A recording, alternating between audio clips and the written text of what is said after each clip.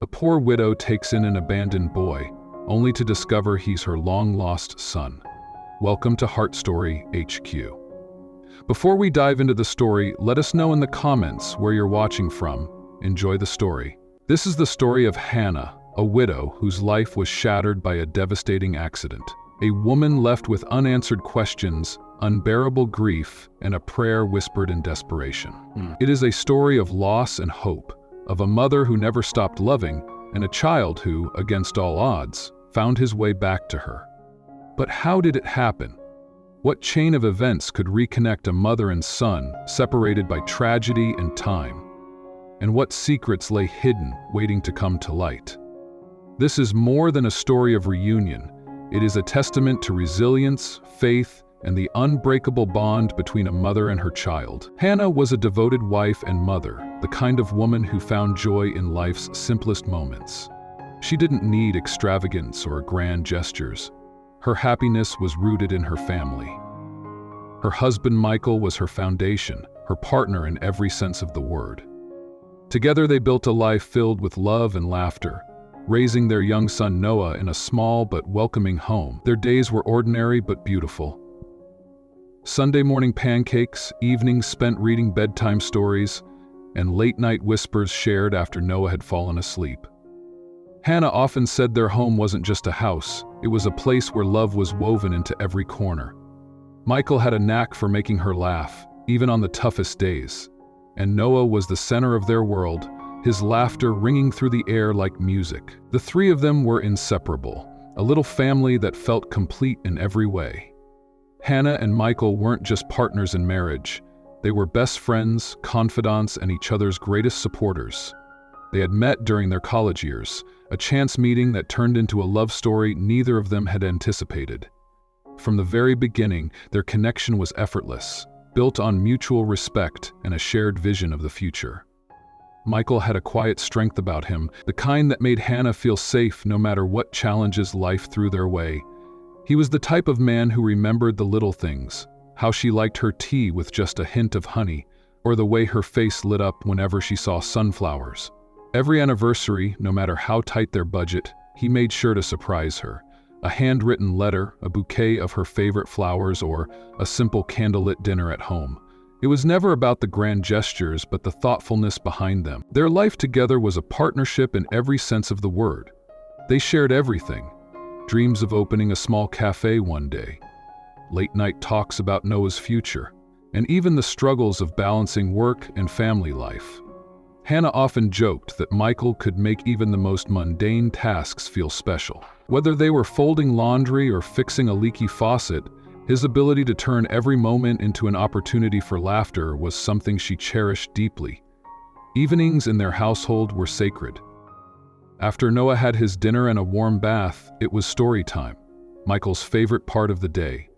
He would sit on the edge of Noah's bed, holding a well-worn book, his voice soft and animated as he brought the characters to life. Hannah would often watch from the doorway, her heart full as she saw the way their son's eyes lit up with wonder.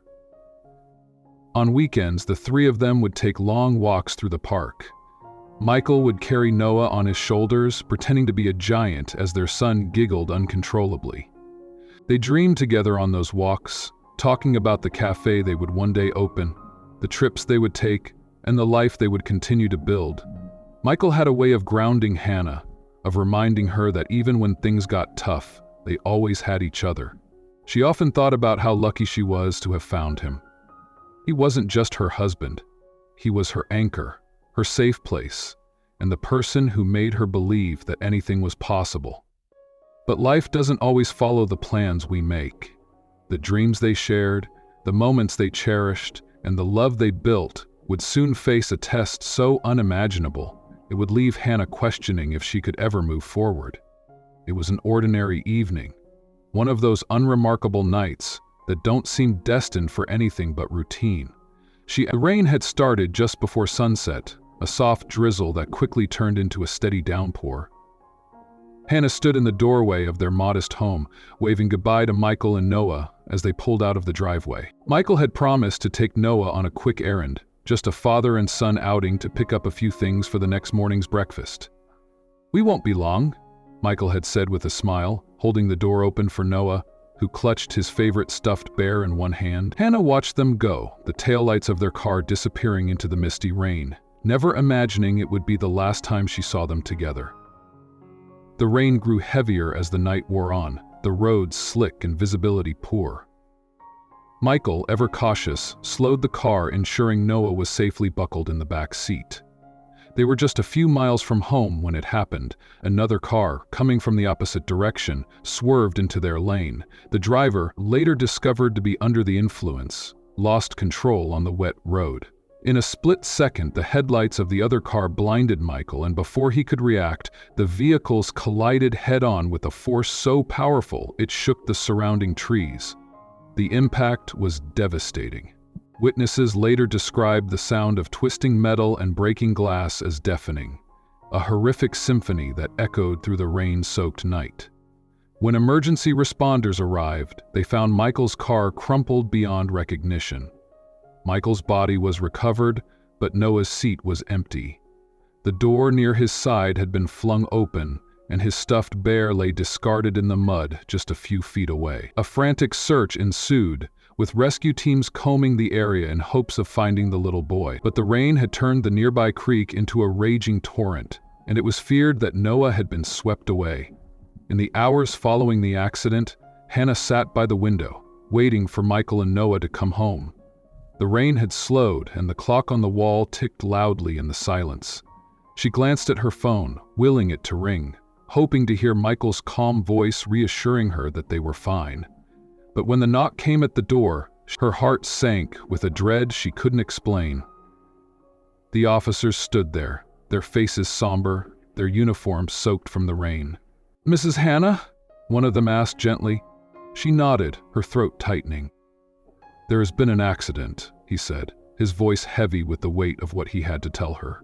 "Your husband, he didn't make it." Hannah's knees gave out, and the world around her seemed to blur. But the officer wasn't done. He hesitated before delivering the second blow. "We're still searching for your son."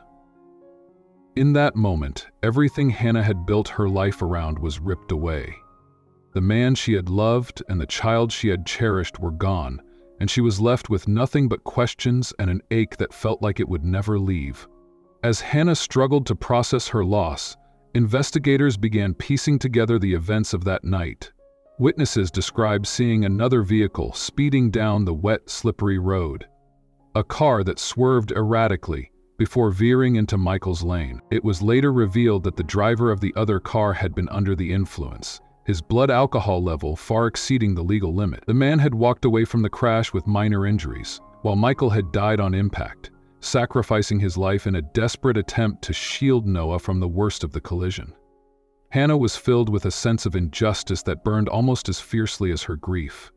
How could someone's careless decision destroy so much? The knowledge that the other driver would live while her family was gone felt like a cruel twist of fate. But it wasn't just the injustice that haunted her. It was the unanswered question of Noah's fate. Search efforts continued for weeks. Drones scanned the area, volunteers combed the creek, and Hannah refused to leave until the last light of day. But each passing moment without answers chipped away at her hope. The weeks following the accident were a blur. The funeral was held under gray skies, the rain mirroring the tears of those who came to say goodbye.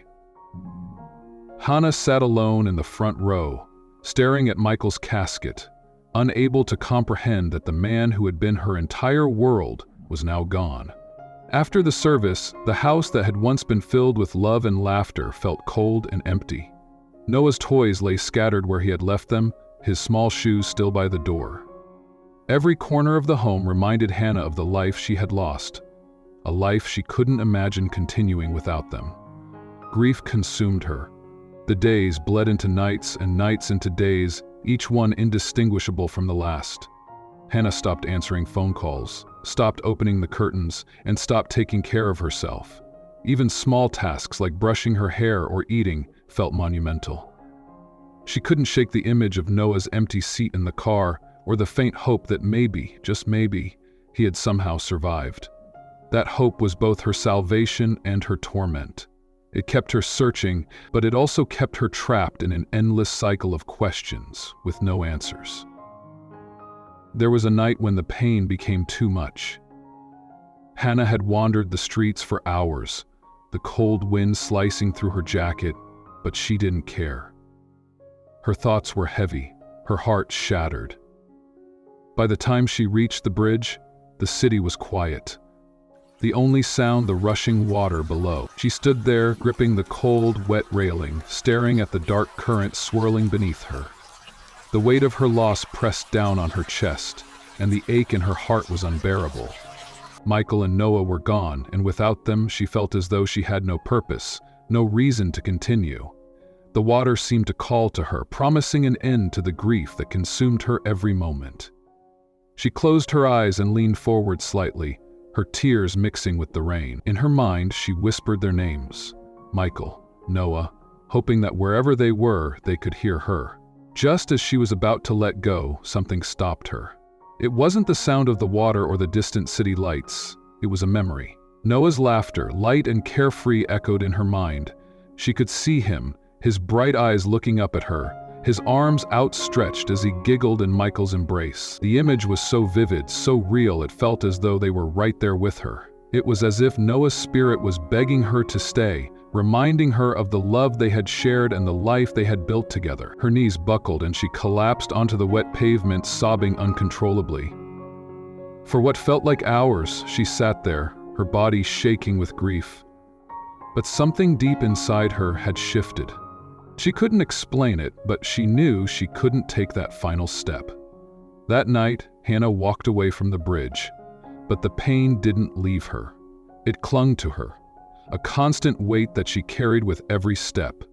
She didn't know how to move forward, but for the moment, she had chosen to hold on. Weeks later, the darkness returned, stronger and more suffocating than before. Hannah sat in her bedroom, the curtains drawn tightly against the world outside.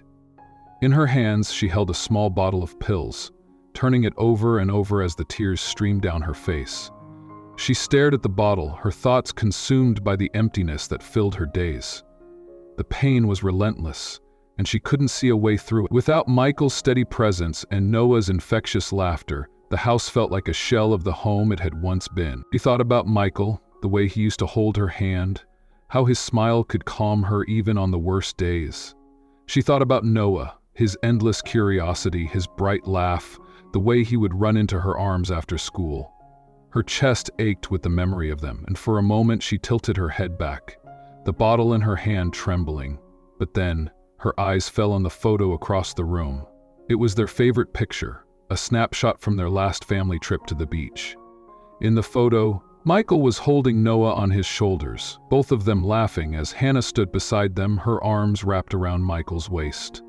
The memory of that day rushed back to her. The warmth of the sun, the sound of the waves, the love they had shared. Hannah's grip on the bottle loosened and she placed it back on the nightstand, her hands shaking as she let out a ragged breath. She couldn't do it. She couldn't let the darkness erase the love they had given her. That night, Hannah fell to her knees, her body shaking with sobs. She pressed her forehead to the floor, clutching the photo in one hand, and for the first time since the accident, she allowed herself to speak. Show me. Help me. I don't want to feel this way anymore. Her prayer was desperate and unpolished, a cry from the depths of her broken heart. She stayed there for hours, pouring out her pain, her anger, and her longing for answers. When she finally lifted her head, the room was silent. But she felt something she hadn't felt in months, a faint sense of peace. It wasn't a solution, but it was enough. It was a glimmer of hope, a small light in the overwhelming darkness. Hannah didn't know it at the time, but that moment of surrender marked the beginning of something extraordinary. The answers she had prayed for, the love she thought she had lost forever, they were closer than she could have ever imagined. Years had passed since that night when Hannah had fallen to the floor, overwhelmed by the crushing weight of her loss. The ache in her heart was still there, constant and unrelenting. But something within her had shifted. It wasn't dramatic or sudden, just a faint whisper of strength that seemed to grow each day. At first, it was the smallest of steps, opening the curtains in the morning to let the sunlight touch the walls that had grown so cold and dim. She began venturing out of the house for the first time in years, her feet carrying her to the corner store for bread or milk. The simple act of seeing people going about their lives, walking dogs, chatting with neighbors, pushing strollers, reminded her that the world hadn't stopped, even if hers had. On some days, when the walls of her home felt too close, she would wander to the park a few blocks away. There, she would sit on a bench beneath a sprawling oak tree, its ancient branches offering shade and solace, listening to the rustle of leaves and the distant sounds of children's laughter. It was on one of those walks that it happened. A moment so ordinary, yet so profound that it would change everything. The sun hung low in the sky, casting a warm, golden glow over the park, its rays stretching across the grass and making the fountain shimmer like something out of a dream. The air was crisp, carrying the faint scent of autumn leaves, and the distant sound of children's laughter drifted over from the playground. Hannah, lost in her thoughts, lowered herself onto the bench she always gravitated toward, her fingers absent-mindedly tracing the grain of the worn wood. Her mind was a haze of memories. Michael's laughter, Noah's tiny hand in hers, the life they had once shared. She stared ahead, unseeing, until her eyes caught something out of place. Near the fountain, a boy sat alone, his small frame hunched forward, as though carrying an invisible burden too heavy for someone his age. He looked out of place in a park filled with carefree children and families. His shirt was faded and too small, the sleeves barely reaching his wrists. His shoes were mismatched and scuffed, the soles so worn they seemed to barely hold together. He sat perfectly still, staring into the water, as though it might hold the answers to a question he didn't know how to ask. There was a profound sadness in his eyes, an emptiness that struck Hannah deep in her chest. She couldn't explain it, but there was something about the boy that felt different, familiar even. It wasn't just his appearance or the way he sat there so still, it was the weight he seemed to carry, the same weight she had carried for so long. She felt an unexplainable pull toward him, as though the universe had placed her there at that exact moment for a reason she couldn't yet understand. Hannah hesitated, her heart pounding as she stood and walked slowly toward him. Her mind raced with questions. Who was he? Why was he alone? Where were his parents? But she pushed them aside, focusing instead on the ache in her chest that grew with every step closer. When she reached him, she knelt down to meet his gaze, her voice soft but steady. "Hi there," she said, her words tentative yet warm. "Are you okay? Are you lost?" The boy didn't answer at first, his eyes flicking up to meet hers briefly before darting back to the water. His shoulders rose and fell in a shrug, and when he finally spoke, his voice was barely above a whisper. "I don't have anywhere to go." The words hit Hannah like a blow to the chest, knocking the air from her lungs. She stared at him, her heart breaking as she tried to process what he had said. Carefully, she sat down beside him, leaving enough space to not overwhelm him, but close enough to show she wasn't going anywhere. "What's your name?" she asked gently, her voice trembling just enough to betray the emotion she felt rising within her. The boy hesitated, his small hands fidgeting with the hem of his shirt. Finally, after what felt like an eternity, he spoke. "Noah." "That's a beautiful name," she finally managed, her voice soft and unsteady. "My son's name was Noah." Her words hung in the air between them, and for the first time, the boy looked at her. Really looked at her. His guarded expression softened ever so slightly, and Hannah felt tears welling in her eyes as she studied him more closely. There was something about him, something she couldn't quite place but couldn't ignore. Her hands trembled as she clutched them together, her heart racing with an emotion she couldn't yet name. Hannah couldn't explain the connection she felt to him, but she knew she couldn't leave him there. There was something about the way he looked at her, his small frame weighed down by a sadness far too heavy for someone his age, that made her heart ache in a way she hadn't felt since the accident. "Where are your parents?" she asked carefully, her voice low and calm, not wanting to scare him. "I don't have any," he replied simply, his eyes dropping to his hands as he fidgeted with the frayed hem of his shirt. Hannah swallowed hard, a lump forming in her throat. She hesitated, then reached out, her hand resting lightly on his shoulder. "It's getting late," she said gently. Why don't you come with me? I can make you something to eat and we can figure things out from there." The boy hesitated, his wary eyes searching hers as though trying to decide if he could trust her. Finally, after a long pause, he nodded. Together, they stood and began walking toward Hannah's house, the silence between them heavy with unspoken questions, but also a growing sense of something neither of them could yet name.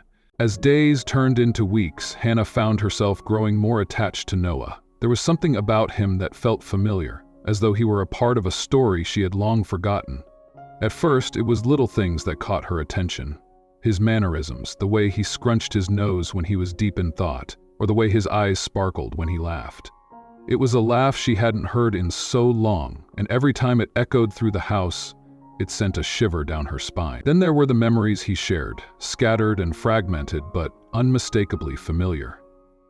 One evening, as they sat at the kitchen table eating dinner, Noah began to describe a creek he used to visit.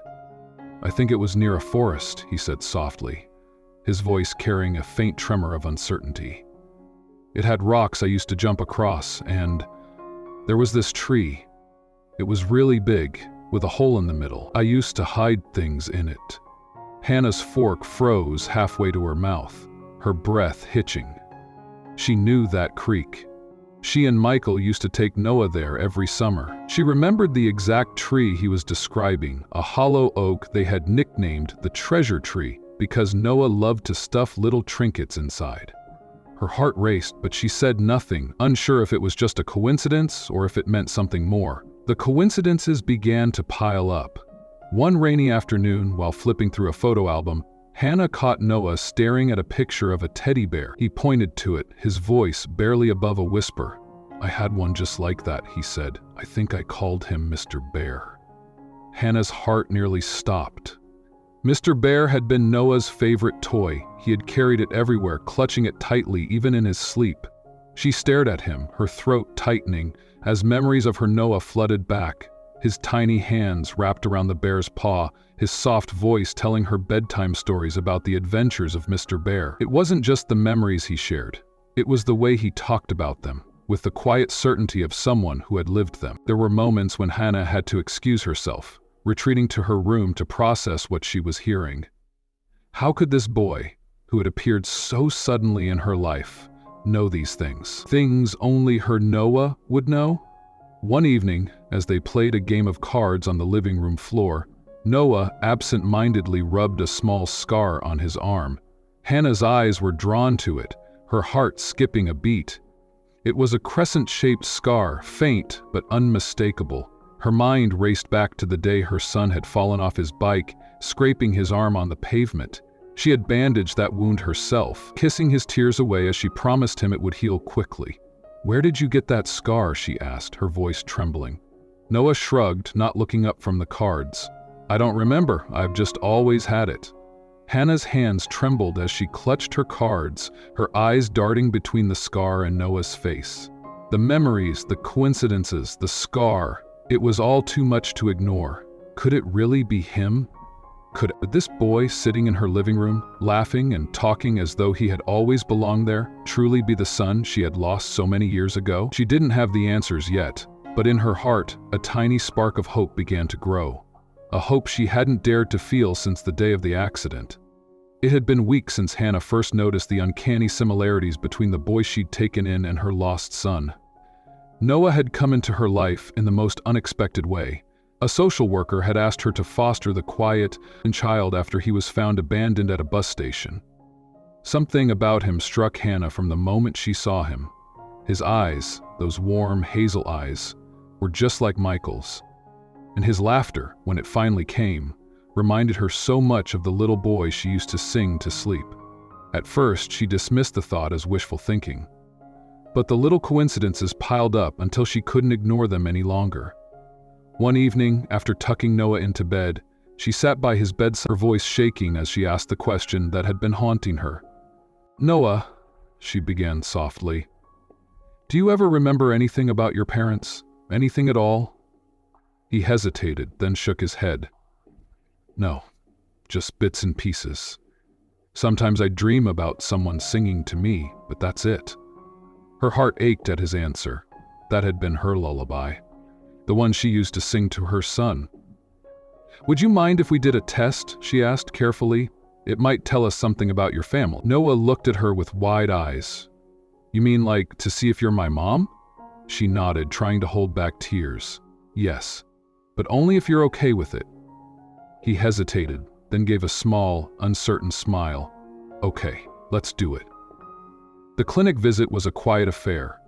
Noah clutched Hannah's hand tightly as they waited for their turn. The swab was quick, but the emotional weight of the moment lingered. On the way home, Noah broke the silence. "What if I'm not your son?" he asked, his voice small. Hannah squeezed his hand. "Then nothing changes, Noah. You're still a part of my life no matter what. But if you are, then it's a miracle." For 2 weeks, Hannah lived in a state of suspended reality. She couldn't help but picture her little boy in Noah's place, wondering if fate had brought him back to her. She prayed each night, asking Michael to guide her from wherever he was. The envelope arrived one crisp autumn morning, carried in by the postman, who gave Hannah a knowing smile as he handed it over. The weight of the small package seemed impossibly heavy in her trembling hands. Her name was printed neatly on the front, and yet it seemed almost unreal that this little piece of paper might hold the answer to a question that had haunted her for years. Inside the kitchen, the morning sunlight streamed through the window, highlighting the golden leaves drifting from the trees outside. Noah sat at the table, his small hands resting nervously on his knees, his gaze shifting between Hannah and the envelope. The boy had grown quieter over the past few days, sensing the magnitude of this moment even if he didn't fully understand it. His hazel eyes, so like Michael's, locked onto hers. "Are you ready?" Noah asked, his voice barely above a whisper. Hannah swallowed hard, her throat dry and tight. She nodded, her fingers fumbling to tear open the seal. The sound of paper ripping filled the silent kitchen, a sound so mundane yet charged with unbearable tension. She unfolded the document with painstaking care, her eyes scanning the lines of text. Her breath hitched as her gaze landed on the conclusion: positive match. The paper slipped from her hands and fluttered to the table. A choked sob escaped her lips, her hands flying to her mouth as tears spilled down her cheeks. For a moment she couldn't speak, couldn't breathe, overwhelmed by the tidal wave of emotions crashing over her. "It's you," she finally managed, her voice trembling. She reached for Noah, her vision blurred by tears. "It's really you. Noah, you're my son. You're my Noah."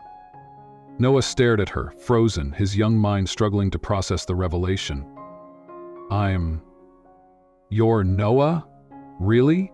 he asked, his voice small and uncertain, as though he couldn't believe it was true. "Yes," Hannah said, her voice breaking with a mix of joy and sorrow.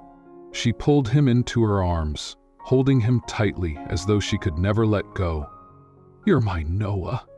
I thought I lost you forever, but you've come back to me. You've come home." Noah clung to her, his small arms wrapping around her neck as tears streamed down his face. "I have a mom?" he whispered, the words heavy with wonder and disbelief. "I have you." "You've always had me," Hannah said, her voice fierce with love. "Even when I couldn't find you, you were always in my heart. And now I'll never let you go again." They held each other for what felt like hours, their sobs mingling with the soft rustle of leaves outside. When they finally pulled apart, Noah looked up at her, his face streaked with tears but glowing with a tentative smile. "Does this mean we're really a family now?" Hannah laughed through her tears, cupping his face in her hands. "We've always been a family, but now we can finally be together again." The weight of years of grief, guilt, and longing lifted from her shoulders, replaced by a radiant joy she hadn't felt in so long. She stood abruptly, her emotions too big for the small kitchen to contain. "I need to go outside," she said, her voice filled with a mix of laughter and tears. Noah followed her to the front porch, watching as she stepped out into the crisp autumn air. The golden leaves swirled around her feet as she tilted her head toward the sky, her arms stretched wide. "Thank you, God!" she cried, her voice echoing through the quiet neighborhood. "Thank you for bringing him back to me. Thank you for this miracle." Neighbors peeked out from behind their curtains, startled by the commotion, but Hannah didn't care. She spun in a circle, laughing and crying all at once, her joy spilling out like a fountain. Noah stood in the doorway, watching her with wide eyes. Slowly, a smile spread across his face, and he ran out to join her. "You okay, Mom?" he asked, testing the word "Mom" on his tongue for the first time. Hannah froze, her heart swelling at the sound of that single word. She turned to him, her smile brighter than the sun. "I've never been better, sweetheart, never." She knelt down and pulled him into another hug, the autumn leaves swirling around them like a celebration orchestrated by the heavens. Back inside, they decided to celebrate properly. Hannah made pancakes, the kind she used to make for Noah when he was little, and they decorated them with syrup and whipped cream. It wasn't much, but it felt perfect. "I always wanted a mom who made pancakes," Noah said between bites, his face smeared with syrup. Hannah laughed, tears glistening in her eyes. "And I always wanted my little boy back to eat them with me." They spent the day laughing, talking, and piecing together the fragments of their lives. Hannah showed him old photos, sharing stories about Michael and the family they used to be. For the first time in years, the house felt alive again, filled with the sounds of love and laughter. That night, as Hannah tucked Noah into bed, he looked up at her with sleepy eyes. "Do you think Dad knows I'm back?" he asked, his voice soft. Hannah's heart ached with both love and loss. She sat on the edge of his bed, stroking his hair. "I think he does, Noah. I think he always believed we'd find each other again. And I know he's proud of you. So proud." Noah nodded, his eyelids growing heavy. "I'm glad I found you, Mom," he murmured before drifting off to sleep. Hannah sat there for a long time, watching him breathe, her heart full.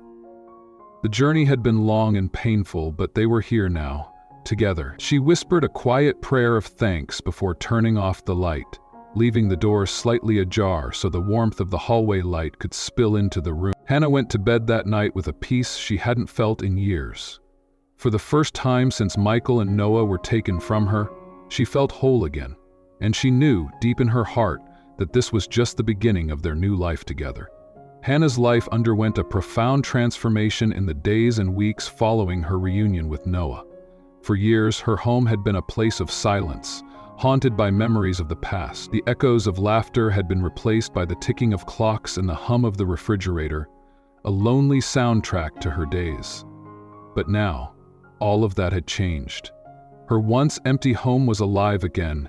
The boy she thought she had lost forever was back in her arms, filling the house with joy, chaos, and love. The walls, which had borne witness to her grief, now resonated with the sound of Noah's laughter and footsteps as he explored every corner, rediscovering a life he had been separated from for so long. Rebuilding their lives together, Hannah threw herself into building a life that Noah could feel safe in, one filled with love and stability. She redecorated his room, carefully incorporating pieces of his childhood that she had preserved over the years.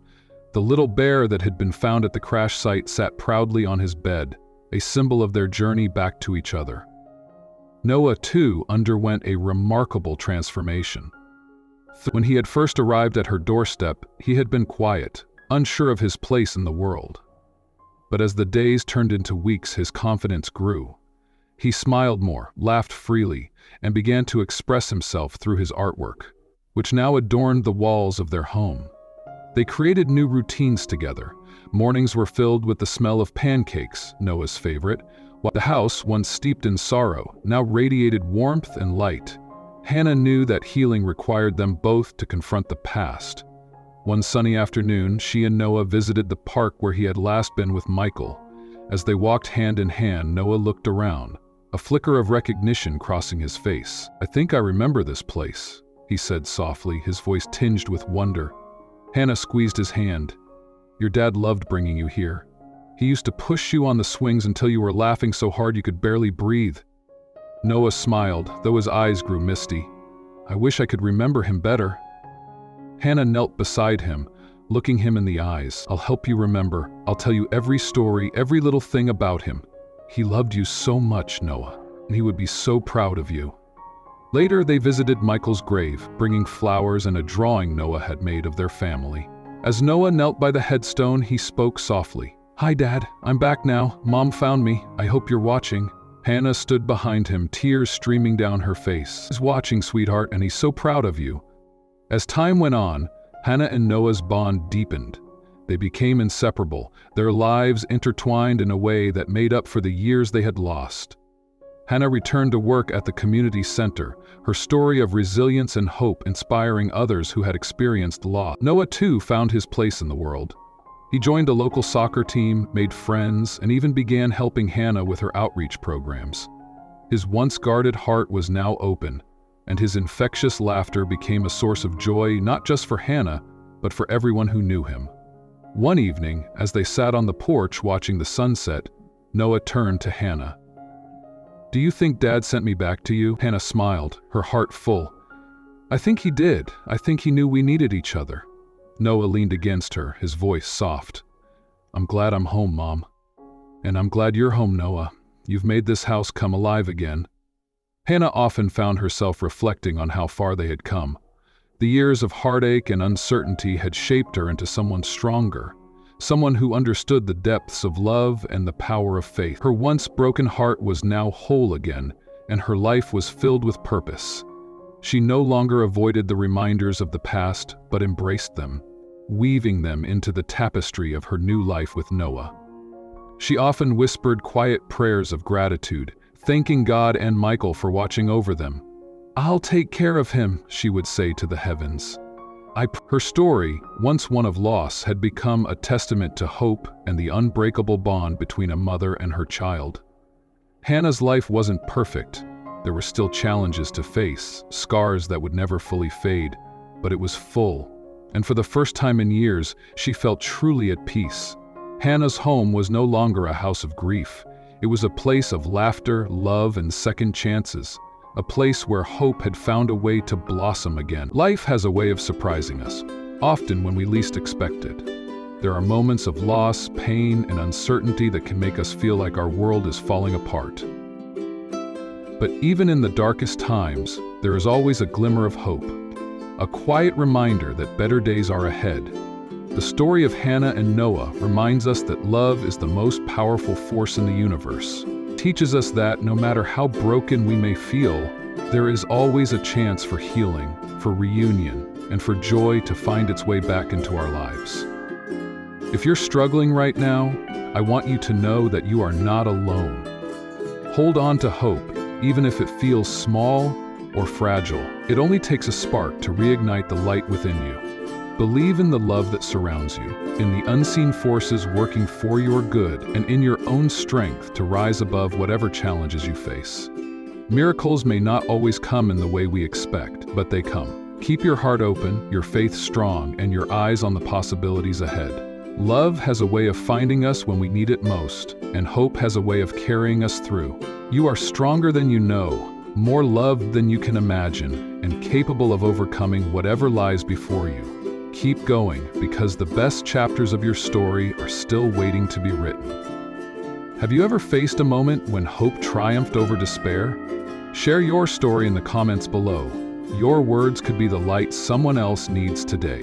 If this story touched your heart, don't forget to like, share, and subscribe for more powerful tales of love, resilience, and hope. Together, we can inspire and uplift each other.